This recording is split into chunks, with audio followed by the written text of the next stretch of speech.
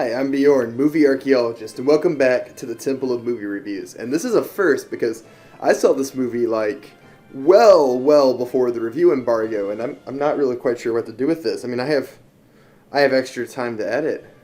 Oh my God, guys, look at that! Whoa, the artifact just flew above my head. Those are some clean animation. Oh, there it goes again. Oh my God, that must have taken me the 2 weeks that I had between this review and the embargo. Yeah, I got invited to a very early screening for this one, which is kind of odd. I guess I lucked out.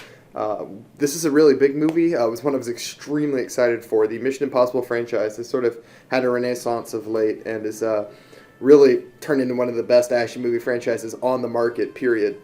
So I went into Dead Reckoning Part 1 with a very high expectation. Oh yeah, by the way, this is a review for Dead Reckoning Part 1. Didn't mention that. Now I have. This is going to be spoiler-free. And there are some spoilers for this movie. This movie takes some interesting narrative choices. And I can just straight up say, it's been a minute since I've seen some of the older Mission Impossible movies, but I think this one is going to be one of my favorites, if not my favorite. It's really, really good. I felt kind of bad for Indiana Jones watching this movie because Indiana Jones and Dead Reckoning have some very similar set pieces, and Dead Reckoning just does it better. If you really have to choose between Indiana Jones and Dead Reckoning, I'm going to recommend Dead Reckoning every time. It's a better action movie. It's a better movie in general. There's some set pieces and some stunts in this thing that just blew me away. Genuinely amazing, like shit like Tom Cruise flying off a cliff, done entirely practically. Yeah, so I really liked basically all of the stunt work that was done in Dead Reckoning. It's fucking amazing that Tom Cruise is still doing all this shit is really impressive to me. Sorry, my dog has just decided to interrupt the temple. Dude, what the hell, man? This is a jungle temple. There are no German shepherds. We're not reviewing Indiana Jones anymore, alright? There's Germans in that movie. You're acceptable to be in that review. This one, not at all. So, yeah, I really liked the stunt work in this movie. Obviously, the fighting choreography is really impressive. The blending between the CGI and the action was really good. And the real standout for me in this movie that, you know, the other Mission Impossible movies don't have. They have all these things, these great stunts, these amazing action set pieces, Tom Cruise doing everything practically. What this movie has that the others do not at all is a good plot. Not saying the other movies have bad plots or anything. I just found myself really gripped by this one in particular. And I think that really comes down to the villain. I'm going to be vaguely spoiler here, like very vaguely. It's introduced in like the first 5-10 minutes of the movie, but the antagonist for this film is a rogue AI, which has decided to take down the world. And the AI is an AI, so as our heroes try to fight it, it begins to study them. It learns their weaknesses. It learns everything about them, and it learns to use it against them.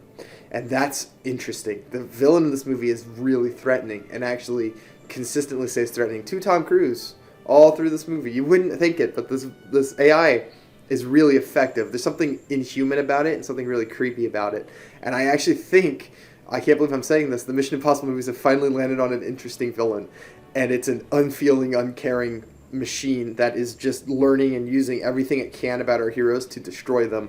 And that to me really stood out as interesting and gripping in this movie. That being said, this movie is a part 1 of 2, so it could easily get lost in the sauce of setting up a cliffhanger. Spider-Verse recently kind of suffered from this fate, where the movie is fantastic, don't get me wrong, but then you're left on the really bad cliffhanger and you just want to see how it's resolved. This movie isn't that bad on that front to me.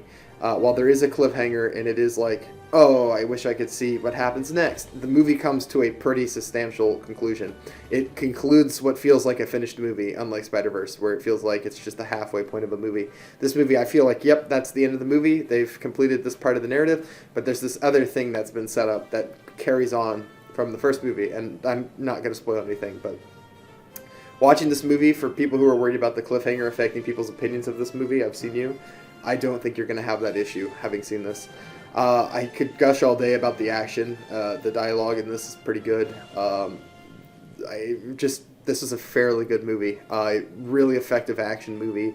Again, I really like the antagonist in this movie. I don't know if that's going to be something that other people latch onto like I did, but there's something really menacing about an AI, and this is a very effective setup for an AI.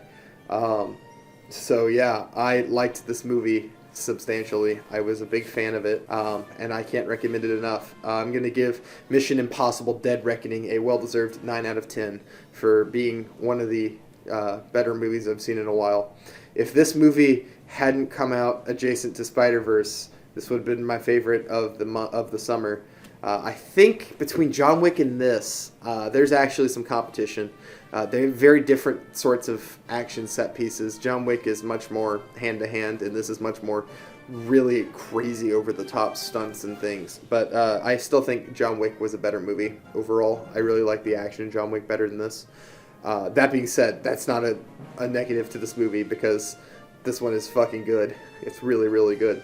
So yeah, Mission Impossible Dead Reckoning. If you like action movies, go check this one out. I enjoyed this movie. I recommend it. That's really all I have to say. Remember to like and subscribe if you enjoyed this video. If you're looking for something else to watch, I've got more reviews right here.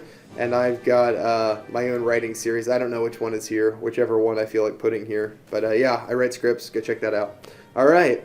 I'm going to go explore the temple, deeper into the temple. I will see you in the next movie when I find the next artifact. This gimmick is falling apart.